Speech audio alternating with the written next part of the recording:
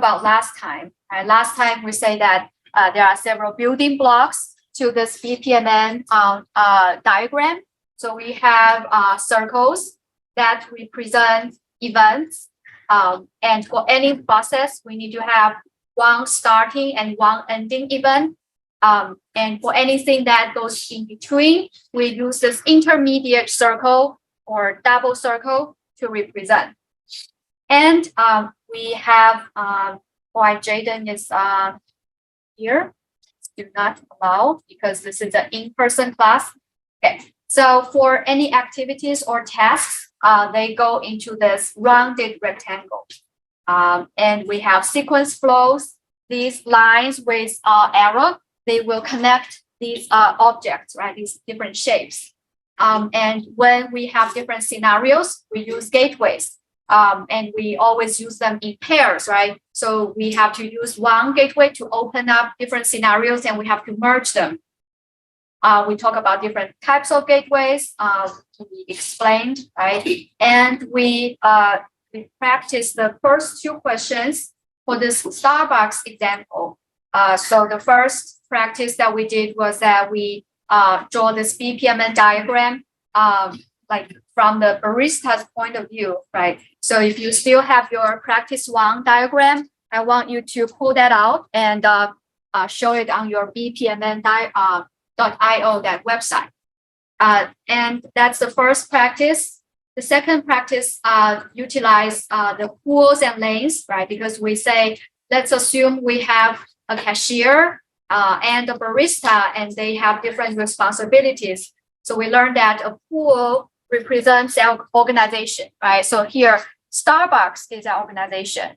And different individuals in that organization, here in this case, it's barista and cashier, they have different responsibilities, right? So by dragging and dropping these circles or rectangles around into different swim lanes, we are representing different responsibilities of these individuals. And we say that when we are using a pool, we need to have one start and one end, right? Because that's a process within that pool. And then we did practice two, right? So if you have practice two, you can also open it. I don't think we're gonna use it, but you can just open. So any questions so far regarding the diagrams that we did last time? Because this time we are gonna upgrade the tools that we're gonna use, okay? All right, so based on the practice two that we did, right? We say that, okay, assume that for the same organization, which is the Starbucks, we have two individuals and we represent these individuals using swim lane. But what about if we're interested in the interaction between Starbucks employees, including the barista and cashier, and the external party, which is the customer? Okay, so here we are talking about interactions or exchanges between two pools or between two organizations. Okay, so in this case, I'm using this chart shown on the slide to illustrate. So in this case, we need to use two pools because here, for example, if we're interested in the interaction between the patient and the doctor's office, we actually have two entities, or you can say two organizations. And similarly, if we're interested in Starbucks versus customers, you would have one pool representing customers and another pool representing Starbucks, right? And in this case, we would map out the process for each organization.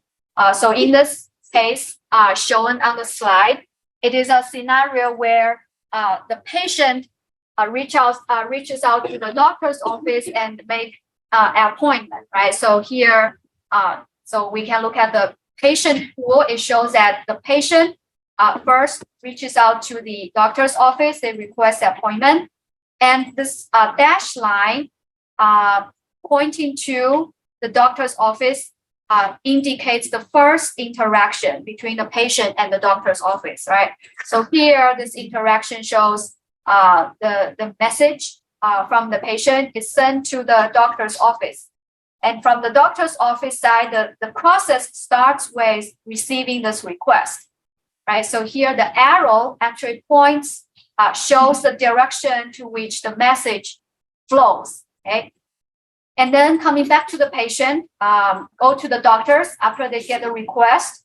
They will look at their availability, right? And then they say, okay, on Monday, maybe some doctor is available. And then they will tell the patient that this is your date and time to come, right? So in this case, the doctor is giving back the information to the patient. So here another interaction is illustrated using the dash line.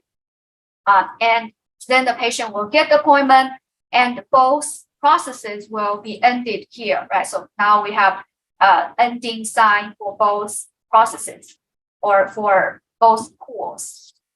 Okay, so this is the idea of using the message flows to show the interactions between entities or organizations, which is represented by different pools. Now, utilizing this knowledge, we are going to start practice 3. So the practice 3 says, based on the first practice, so you are going to just use the first diagram that you did last time, but with the assumption that we are also interested in the interaction between, we want to see what's happening on the customer side as well. And we want to see the interaction between the barista and the customer. And we want to use the pools and message flows to show this interaction. So you can use this as your guide when you do the practice 3. Okay. So as I said, I will do pools. And I'll first do to start. And let's say we put, it doesn't matter which organization is the first. So I'll just say Starbucks in general. And then the second organization is the customer. Okay. So for the customer, right? The customer will initiate an order. So I will say, I will forget about like driving through. I'll just say place an order. Okay, and now this message will go to the Starbucks employee who receives the order.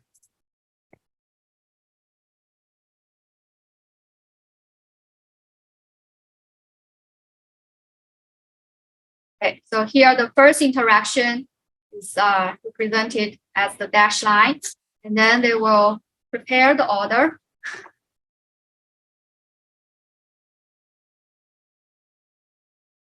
And then give the order to the customer, right? So then the customer will get the order maybe at this stage, right? So let's make them sync. So here the customer will get the order. Okay. So now comes to the difficult part, right? Many of you have this difficulty thinking about where to put the interaction or how to draw the interaction regarding the payment process. So let's just think about like in details, like, okay, give the order and now it's time to pay. So here, if we want to map the information exchange, right? So I would prefer to have one step that calls ask for or identify payment method.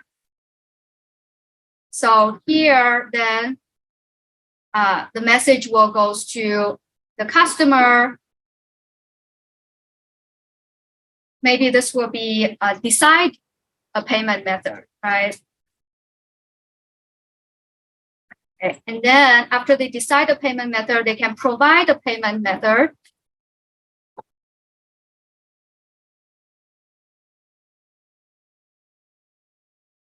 And this payment method will be provided to the Starbucks employee who will process the payment. Let's think about what's that, accept payment, identify payment. I would just say accept or get the payment method, right? So this means the action of the employee receiving the card or cash to move forward. And then from here, this is the gateway part. So I'll just do it quickly. So here you can use an annotation on the dash line. So to do that, you just have to select this dash line and double click, and then you can add annotation. So here I can say it can be cash or card or gift card, right? So I'm just simplifying this. And so here we have different scenarios. So the scenario just means because we cannot specify which payment method that actually is, right? We have to be generic enough. So here the branches basically means, okay, if it's cash, then we go this route. If it's cash, if it's card, we do this, right? So it means that these are just different scenarios that are available, like in the actual payment processing step. Because if it's a credit card, then they need to give you the device where you can insert your card, right? If it's cash, they have to directly put in the register and then give you the change. So it's different process. So this shows these different scenarios. So I'm just simplifying this. Let's say there are only 2 scenarios, and then they have to be merged. Okay. My pools are getting close together. Okay, so now this is better. And after the payment is processed, so here I just want to clarify that when the gateway is closed, this represents the ending of this payment action. Okay, so let me just move this closer.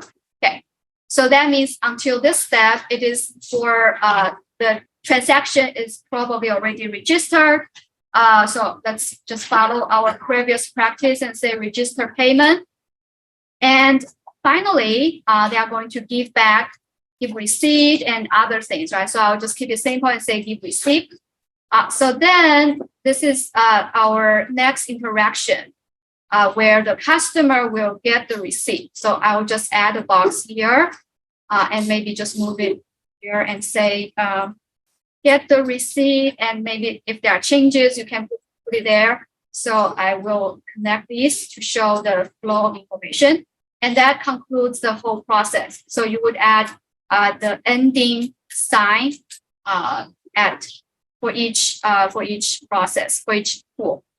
Right. So then your process will look something like this. So the most challenging part is this asking for payment and getting the payment method, right? So I think that if we want to show this interchange of information, because you have 2 rounds. The first round is that the cashier say which payment do you want, and then you give the cashier the payment method, right? So using a more detailed step can help you map out these 2 interactions. Okay, does this make sense, guys? Okay, so this is about interaction between the 2 pools or 2 organizations, right? So if we are okay, let's move on to the next. Okay, so what we did earlier was actually a very detailed version of these processes. But so in most of the cases, like if we are mapping out, let's say if we work for Starbucks, right, we are managers of Starbucks, we are most interested in our own internal process. That is to say, I don't really care with what customers are doing. So that part we can leave those processes as blank. So here I'm showing this example that we used before, which is the patient and doctor's office interaction. So if we are standing at the doctor's office point of view, we care more about what's happening in the doctor's office than what's happening in the patient's office.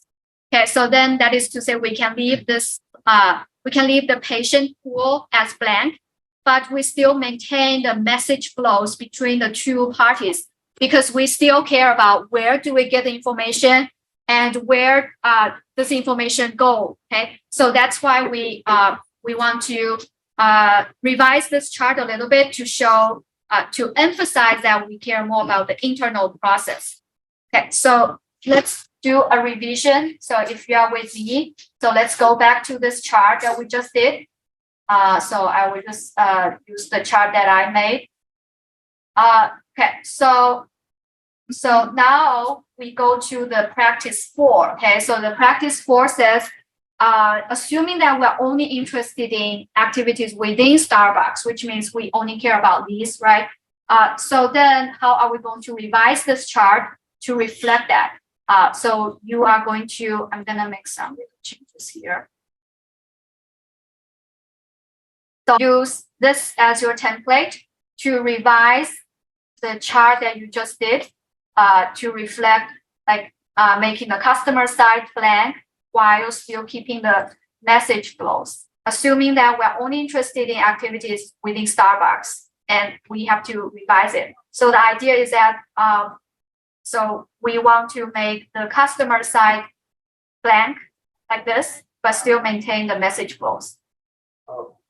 Yeah, so the idea is that we are interested more in our internal processes, right? So in this example, if we are doctor's office, we care more about what's happening within us than what's really happening in the patient, but we still want to care about the message flow. You just need to make sure you just need to move the line up to touch the edge of your external pool so that you know where are the message flows, right? And then you remove the rest of the activities. Yeah, so, and I was walking around, right? Some of you have different versions of doing the interaction. That's also fine, right? As long as you don't violate any like principal issues, like you have to complete the process, so on and so forth. So if that also reflects an alternative like way of how the work works, that's also okay. So here I want to emphasize that these message flows, right? So for the external party, the line will start from the edge of the external party and or end at the external part, edge of the external party. So I think from the practice, I think you already noticed that. So that's the practice number 4. Okay, so now we have one. Okay. So when do we end our class? Begin at, so we still have 30 minutes, right? The second session is a little bit faster than the first session. Okay, so now let's move on with our other contents. So previously we discussed that there are different types of gateways, right?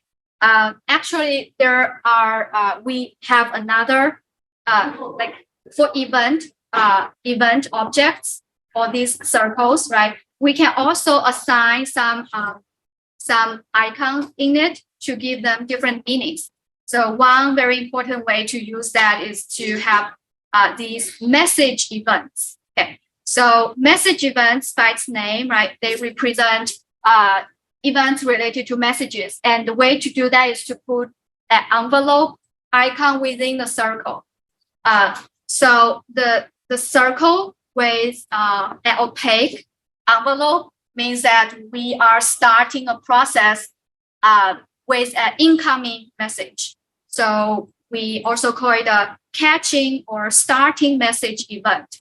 So just give you an example, in this coffee ordering process that we just mapped out, the barista, you can, when you do that process, you can just use the circle with the envelope to show that they are beginning a process with the incoming request. So you can basically use this to simplify some of your modeling. So that's to say you are going to replace the, let me show you real quick. So, okay. So this is what we did to show that there is the process starts, right, which is a regular circle. And then there is an activity that says receives an order. So with this shape that has an envelope inside, you can basically replace this circle and this activity with this incoming message icon. So I remove that and then I can replace that with, so if you go to this extra events, I can replace that with message start event. And then I can put it here and then I can connect to others. but you have to show that there is an incoming message. So I'm going to draw a line and add a line here, which shows that the customer is sending requests or order to Starbucks employee, right? And so here, this one represents a regular start and the activity of receiving the order.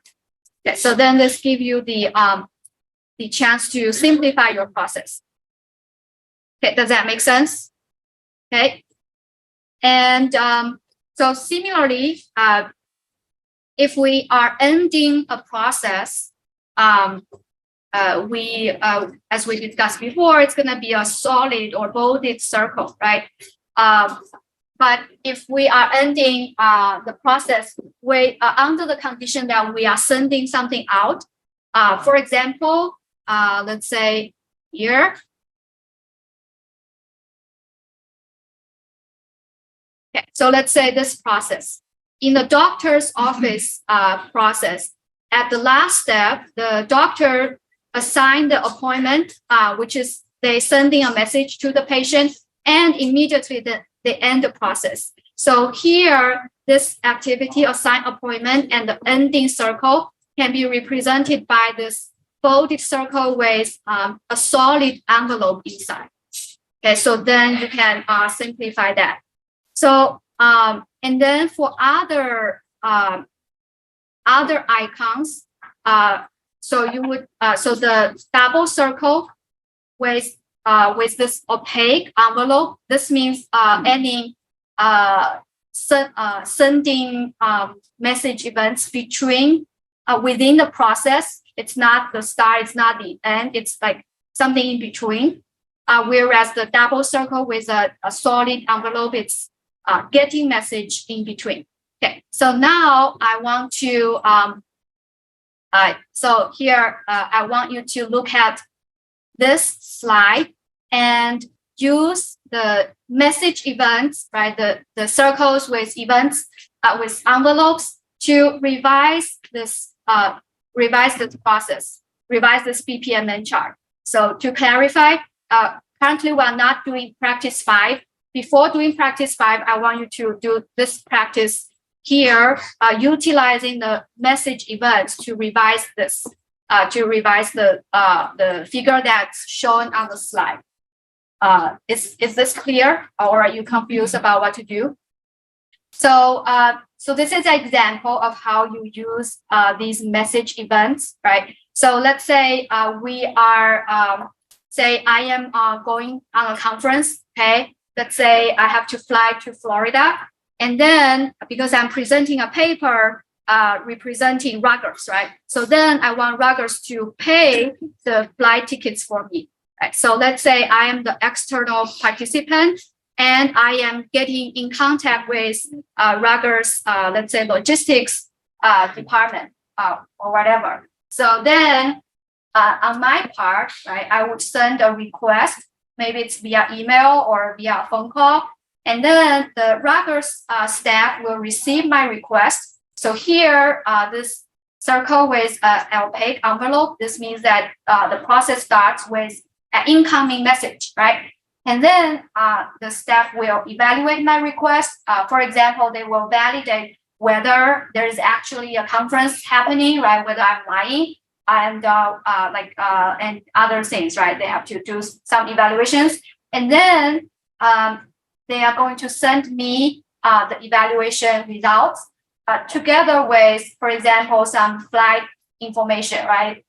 Because there could be many airlines to choose from, so on and so forth. So here, because this is a message outflow that's happening between. In between the process, right? So here we are using a double circle, which means an intermediate event with a solid envelope, which means you are throwing out a message. And then on my end, I will confirm with them, right? And then give them my feedback. So, and similarly, this is an intermediate message. So you will still use double circle, but opaque envelope because this is an incoming message, right? And then the staff will maybe book the flight, and then they will send me a confirmation email. so in this step, they are sending me some information, right? So that's another information exchange, and and right after that, the process will be ended. So you are going to use this bolded circle with a solid envelope. So this is how we utilize these message events. So with that in mind, so now the practice is that can we utilize these message events to revise this original patient versus doctor office interaction? So we're going to replace, like, for example, request appointment, replace this activity with a message event, and also any activities that receive messages. Doctors, okay, so patient. So this double circle is an intermediate event. So this means that it doesn't start a process. But for the patient pool, because it's a separate pool, right? We need a complete process, which means that you need to start something. This is not starting anything. So I'm gonna revise this, right? So that means you're gonna replace this with I should keep yours actually. Okay, now I'll do it.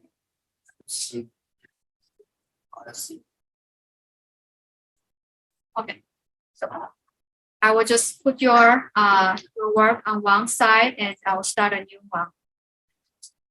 All right. So I'm just gonna do like what I feel most comfortable, because we have two pools, right? So yeah, we put two pools here, and let's assume the upper is patient. I'm saving some time. I'm not tight. So the patient will initiate sending out a message, right? Because there's no sign that says you can use an envelope to show starting and sending out. So for the patient side, you're gonna start with a regular sign, and this is the place where you can use an intermediate sending out message, right? So here you can say I'm throwing out a message, and the throwing out message will go to the doctor's office, which indicates receiving message start. So this is the patient sending out the request, right? And then the doctor's office receive it and start the process. So here, this is the only difference, right, that we have. Okay, receive the request and evaluate the request. So we can keep that. Evaluate. And then now the doctor's office will send out a message, maybe it's a confirmation, to the patient, right? So then here we need to have a intermediate catching event. So we'll have this. Okay. So here the line should connect here. Okay. So here there is something interesting that we can discuss now. Okay, so Charles, after the doctor send the confirmation to the patient, what are the next step, or that concludes the whole process? This one, right? Okay, so normally you would do this, but this throwing out intermediate and a regular end, is it equivalent to ending catching, ending throwing event? No. So okay, so let me do something. So does this equal to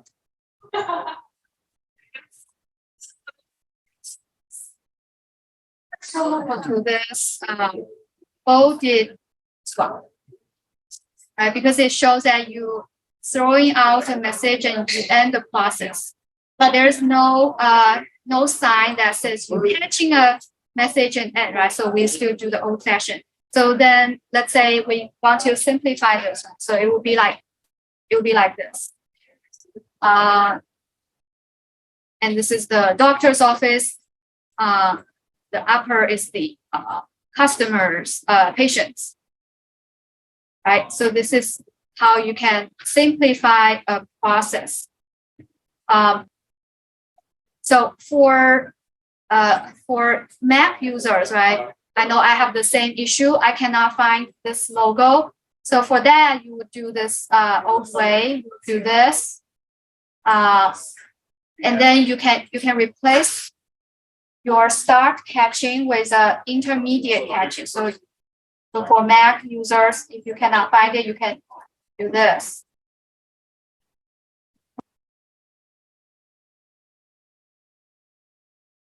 Right? Okay. No, there's no sign that that says start and throw. Let's see if we can find it. So events, message start. So we will look for a solid envelope, right? So the first one we find is intermediate, and this is end. Yeah, so there's no sign for us to throw and start, and I don't know the reason. And from the framework, like the dictionary of logos that we can use, we do not have that option. If you can find out why we cannot do that, that would be great. You can share with the class. For now, I don't know why. I don't see a reason why not. Okay. So yeah, so that's about today. So as I said, we still cannot finish the practice, right? So we're gonna continue next time on Monday. So that says we have to change our schedule a little bit because these are fundamental skills for us to move forward. So next time we are going to complete the rest of chapter 2.